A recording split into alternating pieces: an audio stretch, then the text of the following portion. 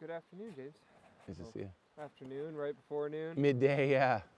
Sounds like today you wanted to talk about the idea of preparedness. Yeah. And preparedness beyond Mylar bags and preparedness for 6 months, but preparedness indefinitely. Yeah, there's an idea of how one lives with Earth to be able to feel comfortable and confident in their long-term survival and thrival. That's a big term that I've heard, I don't know, the last 10 years in more like skills communities of are you surviving and or are you thriving? Because a lot of these TV shows you'll see people getting put out there to be put to the test, and yet then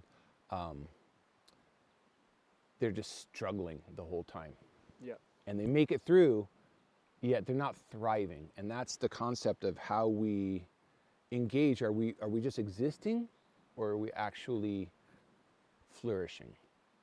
And that's really the idea behind FourWindsEarthSkills is how do we encourage people to flourish? How do we get people to walk the landscape with knowledge, attention, and connection so that they can feel as a part of the landscape, and the landscape will actually provide the information of how to exist with it long term.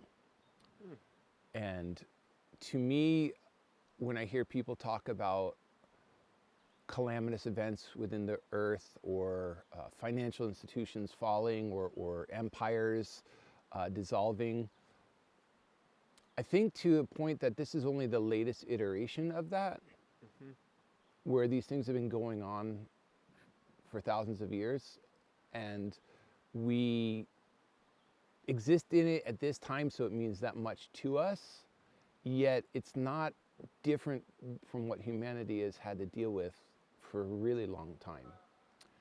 So by knowing the natural landscape and by feeling a part of it and comfortable with it, I believe that we can actually thrive in it as much as the landscape will allow. Of course, there's going to be leaner times, yet that's where the preparedness comes in. Yep. And as much as I'm a proponent for knowing how to rub sticks together and create friction fire, I carry a lighter in my pocket. And I carry a knife on my hip. Yep. And not to say that I wouldn't be competent enough to flake off a piece of rock to utilize. And I think it's really good to know that for if my knife broke, yet that recognition is like, be prepared with it. Yep. You can see right over here, I've got a bunch of cottonwoods that I cut. Now, cottonwood's a great friction fire wild wood to have. It makes a coal, it can be put upon itself. Oftentimes when you're making friction fire, your fireboard will be a little bit softer than your spindle. Yep. Okay, so it's going to create the dust. Certain woods you can do on themselves, cottonwood being one of them. So one of the things I love about the cottonwood is the inner bark of it makes a fantastic tinder bundle. So all of a sudden I'm looking at this tree that I can utilize the wood to create the fire, and yet the bark of it will catch the ember that gets elicited from it. So I've got a bunch of cottonwood that I've been stripping bark from and making a pile of it. And so yes, I want to be able to walk through the forest and be able to find a tinder bundle, yet I've got this now, I'm going to stash it. Yep. And you know, that old term, make hay while the sun shines, or you know, recognizing that when you feel up for something, do it, because you might not be physically or mentally or culturally available to you when the time is needed. Yep. And yet I've already handled it beforehand. Yep. So preparedness is really an interesting thing to balance between a modern reality and a historical humanistic reality. So for me, how do we become prepared? By being a part of the landscape, by knowing what the cycles are. One of the things I've really been thinking a lot about is the stories that the landscape tells about the time of the year we are in. Now, we can always talk about the seasons in spring, summer, winter, fall, things of that nature, yet there's subtle nuances about expressions of nature that will tell us when it's okay to harvest something, or when it's okay to plant something, or, you know, and it might be totally unrelated, Yet when this flower goes, there's a certain fish in the creek, Yep. right? Yeah. And that idea of how we pay attention to a broader level of it, to me, is actual preparedness, because we've watched it or heard from our elders that this is how it is, and then we listen to it, and then we put it into application. We're like, well, here's that flower, excuse me, here's that flower, I'm gonna go to the creek and see if that fish is there. Or if the crawdads have laid their eggs yet, and I can feel good about harvesting them because I know there's gonna be more crawdads in there. Thinking about that, I was skinning poles yesterday and just feeling like, wow, this is so easy. Yeah. I'm doing it at the right time of the year. Yes. And this time of the year, it's what, late April? Yes. What are some of those things that you're doing to prepare for maybe even next spring? Like what are those things that you're doing as a land steward in this springtime? Yeah. Spring is always a really interesting time for me because I'm really wrapping up a lot of the winter projects, and then the whole spring projects are on it. So it's a really busy time for us on the farm here, on the homestead, I'll say, because we're still getting wood off the land. We have a cloudy day today, so we're going to do some burn piles, do some stuff like that. And yet at the same point, seeds have to be germinated, gardens have to be tilled, prep work has to be done for the summer gardens. So it's a real interesting juxtaposition time of the year. One of the things I will say about this time of year so much is that the biomass is growing so much right now. This is our most fecund time of the land, naturally, not with what we've created. Excuse me. And all of a sudden I'm seeing all these grasses and leaves coming in and branches coming down from the winter. This is a time to really store a lot of compost making materials and really start building, because to have a permaculture mentality about not wanting to bring things in off the farm, that means if I'm mowing or weed whacking or pruning, that's all going into the compost piles right now. And I am that guy who will be out there raking up the grass after I mow, so that I'm actually utilizing that stuff, either with using as a mulch right away or putting it in the compost piles, because it's like I said, it's the biomass is just thriving right now, and it's our best time of year for that. So that's really one of the things that I think about with springtime on the bigger picture of all the things we have to do, and even the burn piles. Right? We are mimicking a way of mimicking the natural ebb and flow of fire moving through a landscape. So when I have a burn pile, I'll go in afterwards and I'll spread that ash and that char, and it's a rudimentary biochar, right? We're not really making it, but it will really spread that throughout the landscape. So yes, it takes about an hour longer to be filling buckets up and running around the forest and throwing buckets of ash out. And yet at the same point, that's one of the benefits of what we're doing with introducing the fire, even in small scales like that. Yep.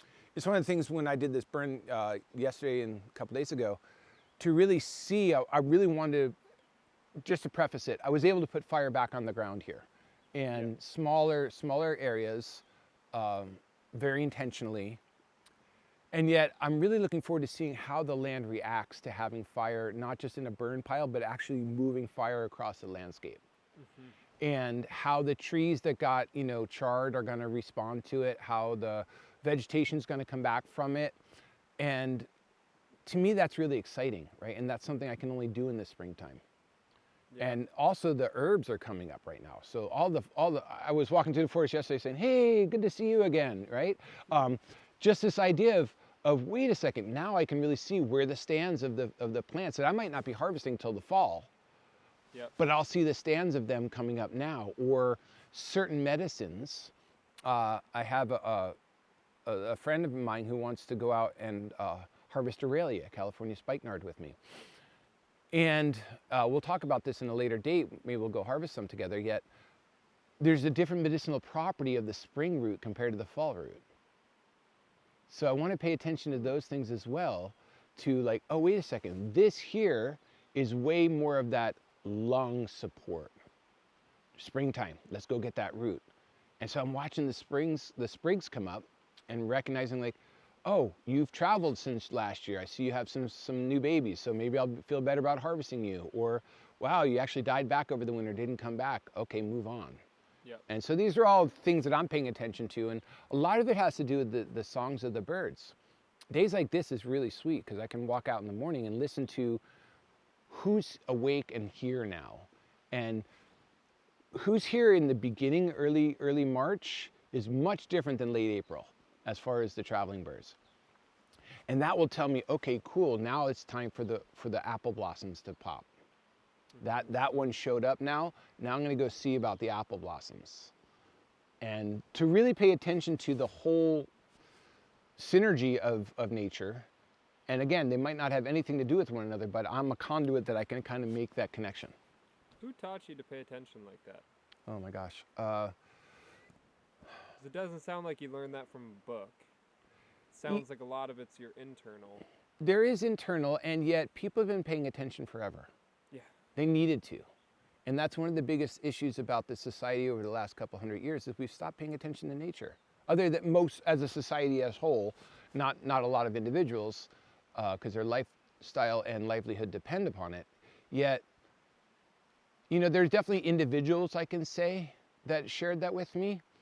I had this native uncle from up in Washington State who really hearkened on the idea of paying attention to what shows itself and what the story is elsewhere. And I'll give him credit for that, yeah, this flower is flowering, it's time to go down and harvest this. And so different people, indigenous people and or people that paid attention, I hesitate there because indigenous to North America, I don't want to just use it as a broad thing, but we're all indigenous to Earth. And I believe it's our birthright to know these things. Certain individuals have held on to that information a little bit better than others. And so I've been able to glean some of that insight from them as I've come across them and been blessed enough to spend time with them. Yeah. But, you know, all different ways. This is the thing about ideas and knowledge and wisdom. Right? I always believe that knowledge you can catch from a book, right? You can get knowledge, book knowledge they call it. Wisdom is how I apply it into my life and how I integrate it to myself. And from that place, then that's mine, that's my relationship. So even though my uncle shared that concept with me, I integrated into what it's like here, because I'm 600 miles or 500 miles away from where he was sharing that with me. Now, okay, I had that in my consciousness, and that was knowledge that I carried with me and brought here. And then as I've started to put it here, I've created wisdoms with it. Mm-hmm. And that to me is the difference between reading it in a book and having experiential living and breathing feelings inside of you. What kind of day would you take a young man from the city, maybe not even a city, Grants Pass, little town of 40,000 people, and he comes to you or she comes to you and goes, I want to listen. Like, not so much like, what does this plant do? Not so much, how do I make a bow drill fire? But how do I listen? How would you take them through a day? Well, there's a thing that's called, people have termed sit spot. And we'll take people out and just put them in a spot to sit there. And the idea is to really just pay attention to what's going on. Listening and hearing are two totally different things. I believe so. I believe listening actually has a full body reception to hearing, a spiritual, physical, mental, and emotional reception to hearing things. And to me, it's also not just auditory. It's listening with my hands. It's feeling that energy. It's like that friend of yours that we spoke about earlier, who I was able to maybe get an understanding from because I just listened with not just his words, but the whole energy of it. So one of the biggest things I think for people to do is come and just sit with nature. I think one of the hardest ceremonies I've ever done, I'll guarantee it, is Vision Quest. Is sitting there with myself, being attentive to what's going on around me, and not having any distractions of this modern life. And it really helped me to take it to a very rudimentary place of my existence here. And in the process of the way I followed that path was shared with me by traditional people from North America here, was the fasting of food and water. Because even those things are tethered to this existence. And I feel that there's a level to availing ourselves of letting go of this to really receive the things that are out there energetically and communicating from nature to us. And I believe that that helped me get my eyes and ears tuned differently. And so if some young person were to come here as they do, first thing we do is take them out and just sit them down. And we might, you know, depend upon how long they're here for, we might sit them down there for 10 minutes or we might sit them down there for 4 hours. And if it was in their flow, we might sit them there for 4 days. And that's how we really start listening to these things. And it's also experiential. Listening, like I said, is different. It's how tall is the grass? What does that mean to the root system? What does that mean to the way that other things, or ungulates or ruminants, are coming through the landscape and grazing on it? The whole idea to living with nature, not separate but a part of, is listening. And to me, that's the foundation of being prepared. You know, listening can be such a thing that my wood was all wet last winter because I didn't get picked up in time and it got wet. Or I had a hole in my woodshed, or I didn't cover it well, or whatever that might be. I'm going to listen to that information and I'm going to change the way I perceive to do it next time. So I love words in a level, but words have a tendency to complicate things. And there's another thing I'd love to share is it takes words to tell lies. And so this idea of what our comprehension of what listening means in society compared to an earthly, natural-based listening is quite different. Because it's not just auditory. It's not just you telling me something, or I listen to a podcast. It's getting out and listening to it all. And recognizing that the many different sounds that are happening all around us, that we're just a part of this whole thing that's going on right now. And the energy that you and I are creating is affecting all these different things as well. Because those birds that just flew over and landed in this tree over here are talking about us being here. And they're relating to a bird that's up the hill, hey, there's 2 people down there and a dog. And even the vibration that we're moving and talking is affecting the way that water flows over that rock. Is going to change the trajectory of it as it moves down the stream. I mean, these are the ways that we can really pay attention to our influence upon the landscape around us. I like how you hold both of them, where you're like, hole in the woodshed, listen to that. Yeah. And then the more, I guess the only word that's coming to me is esoteric. Yeah, I mean, esoteric and practicality, I mean, to me are just the same. They go hand in hand. Huh. I can't have spiritual and physical being separate. I'm both. I'm all of it. And as I believe you are too. So once we start separating those things as individual paths, then we're missing the whole. And so yeah, the whole woodshed is pretty real. The hole in my boot, pretty real. My sock's gonna get wet. Yeah. So it's the same thing as listening to the song of the creek and what that means to me. And you're gonna have a different interpretation of what that song means to you than I am. Yeah. And maybe there's some communication that's gonna hit us both the same way, yet we could go and have the exact same experience, but we have 2 different perspectives the way we're looking at it. And that comes from all these levels of what people want to talk about, astrology, learned experience, cultural traumas or generational issues. All these things are going to skew our perspective of the things that the impulses that come into us. And that's going to be the way we individuate this.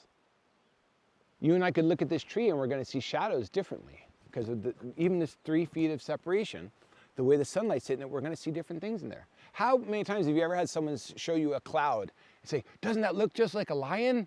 You're like, I don't know, it looks like a wave breaking over the ocean to me. The different ways we perceive it. And that's our individualism. That's what our strength is as we move through this landscape, is the way we individually. So we can read a book on plants, but my encouragement is get out there and taste it. It's going to taste different to you than it is to me. We harvested a bunch of nettles last night for dinner. And my daughter was so worried about it stinging her. She's eating nettles a bunch, but she was so worried about them stinging her, and I'm just sitting there over there macking it. And that level of perception of what the sting means even, right? I got stung by a nettle, it was cool. Some people, it could throw their whole day off. Yep. Right? Yep. So these ways of individuating our existence here. And that's why this whole farce of separation of communities and family, multi-generational families into nuclear families going out and doing our own thing, what it does is it creates more of a tax base for bigger entities than if we were all co-opting our things. So this stark individuality that was what kind of got created this country, people getting pushed west. Well, they needed to get pushed west. There was Western expansionism. The American government wanted to conquer the land so that they could expand. So they thought to buoy people up, like, you can go out there and make it. And so the young people are like, yes, I can, and we did it. But really, the difficulty of doing it on your own, because I only have one way of perceiving it. Yep. So for you and I to sit there and perceive a problem the same time with our different perspectives, we might be able to come back to a better formulation of an end result that's going to be more beneficial to us and as a community as a whole than me just doing it my own way. Could you speak about that aspect? Because after we met 2 weeks ago, you had said something where I always talk to the postman. Or I always talk to the Amazon driver. And I didn't do that. And ever since then, I've made an effort to at least engage with them for 5 minutes, if they're willing. And could you speak about that? Because I noticed that whenever you're out in the world, you make an effort to truly relate with people. Yeah. And not, hi, how you doing? And they say good, and they say how you're doing, and you keep walking. Yeah. I think we've been pushed as individuals into our own reality so hard that it's sheltering us from a communicative or a collective experience, a community-based experience. And my belief is to touch people in their soul, to let them know they've been seen and engaged with. My oldest daughter said to me, she said, Dad, the way you've been my whole life, do you know, I wonder how many people talk about us in their table, how many people we have touched or become part of their lives just by the interactions you've created in there. And that brought me some joy, because to me it's not ego, it just is, but there's a level of like, wow, how many lives have we encouraged by the way we communicate or engage? I've seen it so often where people are going through their day and it's just a monotonous day, and then I come in with some sort of energy lift, and they kind of like have a bubble about them afterwards. And I do too, because there's an energy exchange. And it's not like I'm trying to suck from, it's a joint thing that we're not taking from anything, we're just building something beautiful. And so to me, to recognize each person's individuality and their personhood, I think it just makes this world a better place. It makes me feel good. It makes me feel good to actually have human experiences. I'm out here so often that I'm really cool with just nature, and it's a very interesting duality of my existence, because I can be super hermited and solitude, and then I can go and be totally magnanimous and lift the vibes where I go. So this idea of how one takes this centering from where I live and brings it out, it's also like a gift of me to people. Yep. Where I can, and it's not like I'm stealing from one place to robbing Peter to pay Paul. I'm taking an infinite source of energy and just redirecting it to people who might not get to experience this. You think in another life you were a politician? Oh no. I think there's a big difference between, excuse me, I guess that has a bit of a negative connotation as I witnessed the way I responded to that. Politicians are supposed to work for the people. And in community, collective, tribal situations throughout time, the people who actually worked for the people were doing it for the betterment of their people, not for their pocketbook. And maybe some were doing it for the prestige of it, but I believe the ones that inspired me we're doing it because that is the way to live in a community, is to watch out for everyone and live for everyone's best interest. Mm-hmm. And so I try to embody those perceptions of what I see as good. I mean, and why is it good? I don't know. I've sat with that many times. But the idea that my life can actually help those around me and those I come in contact with, it's going to be in betterment for everybody. And so as a politician, no, yet as a community member and someone who has my own perception of reality and how I can oversee things and see where things might need to be supported and taken away, yeah, that to me is just being a good part of the village, a good part of the community. Do you think we need more of that in these small towns, like a circle of elders and a circle of people that, you know, whenever issues come up, we've had some in this community on like, who do you talk to? And it's all like one-on-one, or it's not like, all right, the council gets together. Yes. And chats about it. I would love to see that. Yeah. And yet there's a big difference between olders and elders. I will always give respect to people older than me because of the lives they've lived and the experiences that they've had. Yet, what makes someone an elder in my book is how they have reacted and responded to those things that have come into their life, and how they've carried themselves in it, and how they choose to embody the things they've learned and their willingness to share them. To me, there's a big difference. So we as a human race are so kind of skewed that it's hard to find that. Yet, yes, in answer to your question, yes, I do want to see that. And I do want to see young people exalt their old people and honor the fact that they've lived longer than them, the breaths they've taken and the stories they've told and the walks they've made. Yet I don't think it's just like get a bunch of old people together and just like they're going to decide the fate. Because again, there's different ways that tribal people throughout time have put people in places of overseeing that. And they've done that by expressions of selflessness, of humility, of generosity and courage. Those things made it so that other people, they weren't needing to be respectful as a monarch might have demanded respect and fealty is the word I was looking for. They've earned it by exhibiting the characteristics of a good human being, of one that's really looking over everybody else.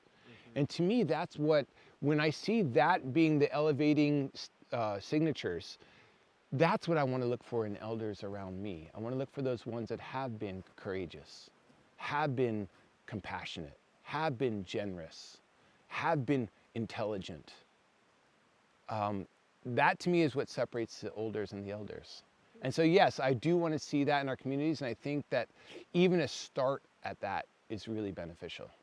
I've often thought about supporting something at the Grange where we just have a couple elders get up and talk once a month, and whoever wants to show up shows up, and they just get a story or a lesson.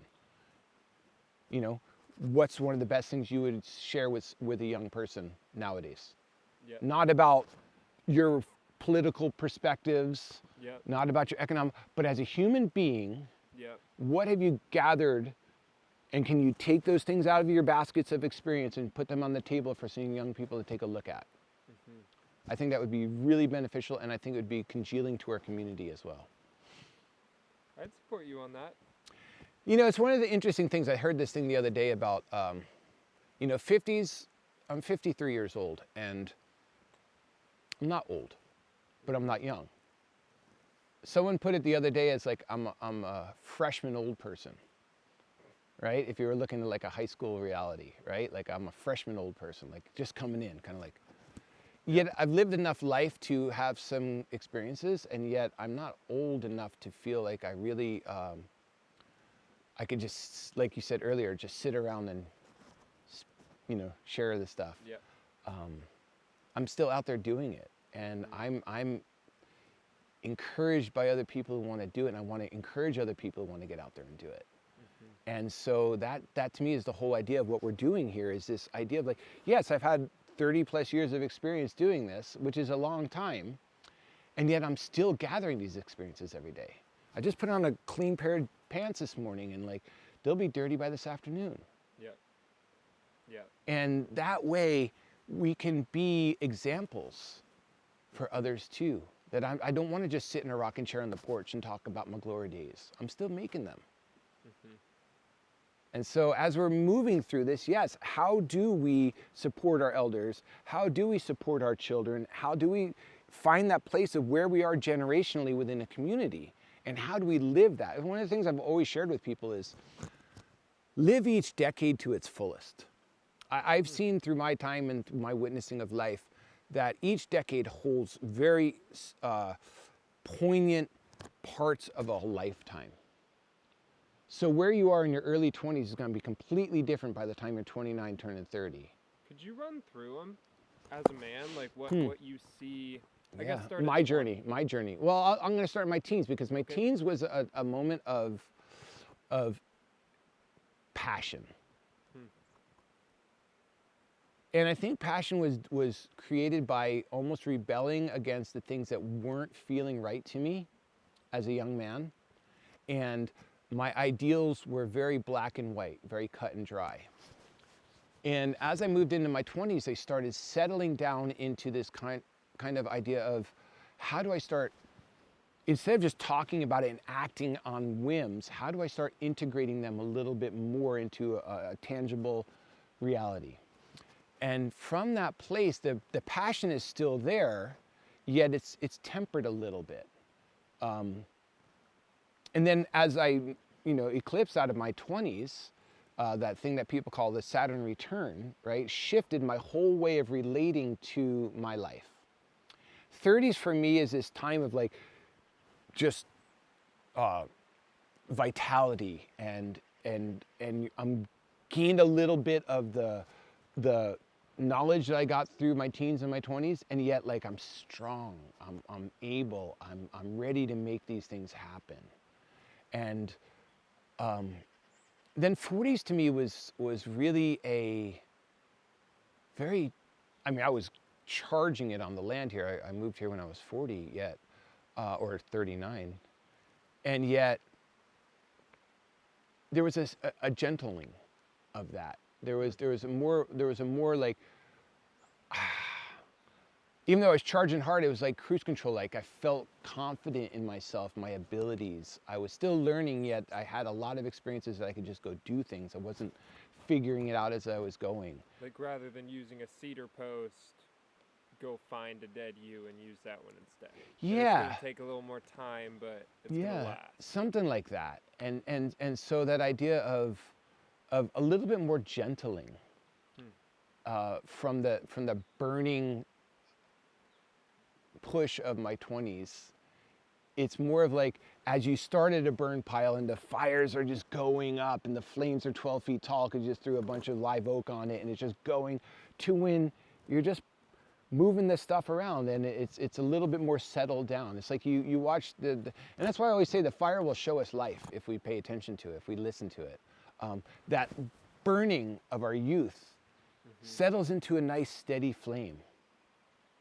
And eventually it will start going down. And that's to me, if you want to find out about the generations, the steps of life, tend to fire and pay attention to it. Watch it as its youth comes in as a little ember, and it just starts growing and growing and growing and being just all consuming and blazing, and then settles down into a more temperate, solid flame. And then eventually it will start slowing down and turning gray and going back to ashes. If you blow on it a little bit, those old guys can get fired up for a little bit. Old guys are just young guys in old guys' bodies. And that's the thing that I didn't understand when I was your age. Huh.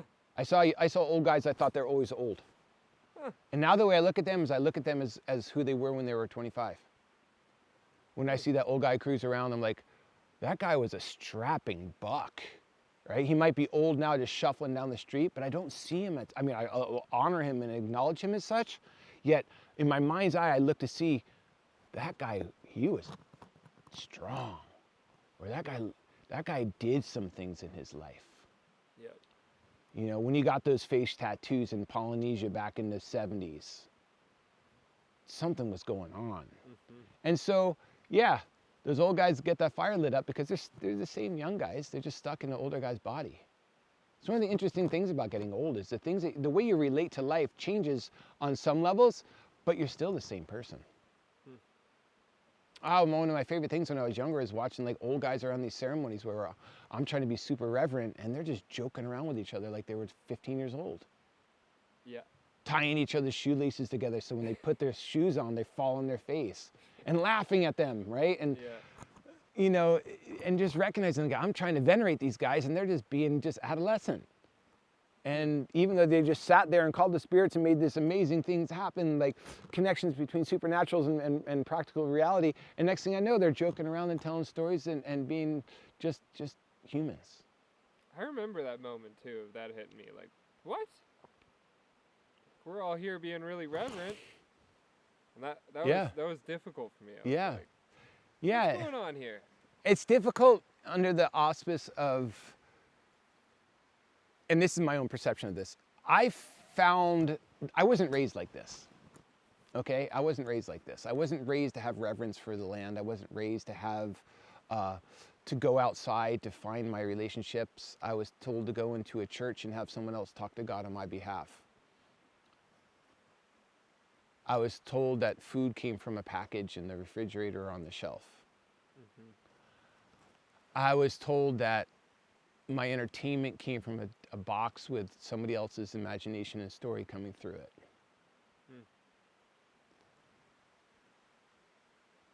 So along my journey, this walk of life, I have been introduced by different multifaceted realities to formulate the relationship I have today.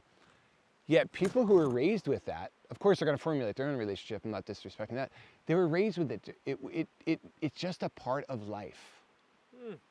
Yeah. It doesn't mean they're not as reverent for it. Yeah. But it's not this thing that they found along their journey and they're holding on to because it was a savior to them. It's just who they are. And not that I feel like that gives me permission to be disrespectful or irreverent, yet it gives me this joyful settling that this can just be life. Mm-hmm.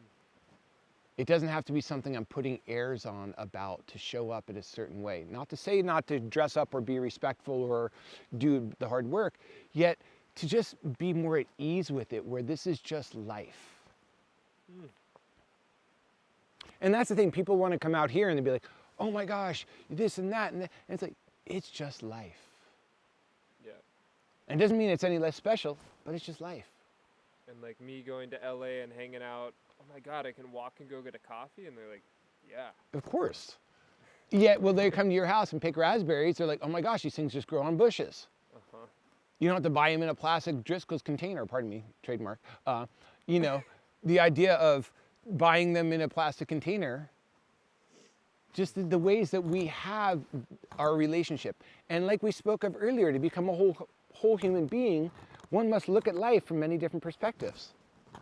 So for you to get the perspective of, oh cool, I could just walk to the street down the road and get a cup of coffee, probably 4 of them on the same block. But you got to pay $2,500 a month for rent, and each of those coffees is going to cost you $5.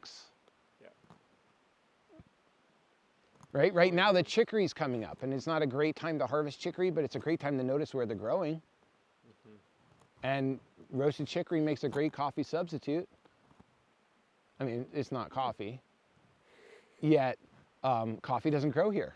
Yep. You know, one of the cool things I remember your dad telling me about when you guys were young is that he didn't give you guys bananas. And there was like a time that he was trying to really make you recognize what grew around here with what was in your cupboards. And that idea of being more naturalized to an environment rather than so dependent upon global commerce really brings you back. So from that place, what's the thing you're gonna do? You're gonna go try a banana. You get to a friend's house, you're gonna watch TV. You know, you're gonna try on those different things. And that's why sheltering doesn't necessarily always work. right? The idea is how we integrate these experiences into our children's lives so that it doesn't hold the huge impact that if they just snuck over here and did it. Yeah. Right? Yeah. And so clear communication, yeah, the banana comes from here. And this is what it takes for it to grow, for the people who work it, for the people who pack it, for the transportation it gets to, and all the steps it takes to here. Or would you rather have a wrinkly apple from last fall that grew on our tree? Yeah. Right? What kind of impact are we really having? And that communication, that truth telling to our children is what's really going to make them have a broader sense of reality towards what's going on in the world, and hopefully give them a little bit of a feeling of happiness of their upbringing. Mm-hmm. Yeah. Well, in the spirit of preparedness, today is probably the last best day we're going to get to burn anything. And that's the plan for me. Let's get after it. Sounds great, man. Thanks for your time.